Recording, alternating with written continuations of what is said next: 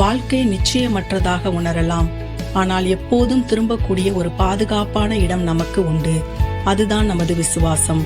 சங்கீதம் 91 அதிகாரம் 1 நமக்கு நினைவூட்டுகிறது. உன்னதமானவரின் மறைவில் இருக்கிறவன் சர்வ வல்லவருடைய நிழலில் தங்குவான். ஒவ்வொரு புயலிலும் தேவனே நமது அடைக்கலமும் அசைக்க முடியாத மறைவிடமுமானவர்.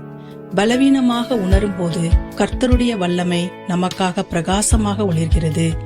தனியாக போராடுவதை நிறுத்தி கர்த்தருடைய பிரசன்னத்தை தேடு, அவரில் மகிழ்ந்திரு. உண்மையான சமாதானம் கட்டுப்பாடுகளிலிருந்து வருவதில்லை. ஒருபோதும் உன்னை கைவிடாத கர்த்தரை விசுவாசிப்பதிலிருந்து வருகிறது. அவருடைய சமாதானம் உன் இருதயத்தை நிலைநிறுத்தட்டும். அவர் உனது பயங்களை தைரியமாகவும் பாதுகாப்பின்மைகளை வெற்றியாகவும் மாற்றுவதை பார். ஜெபிப்போம். அன்புள்ள ஆண்டவரே, நிச்சயமற்ற காலங்களில் எம் அடைக்கலம் நீரே. நன்றி. உமது நிழலில் இளைப்பாரி உமது அரவணைப்பில் சமாதானம் காண கிருபை அருளும். எமது பலன் பாதுகாப்பை உம்மிடமிருந்து பெற அருள் செய்யும். ஆமென்.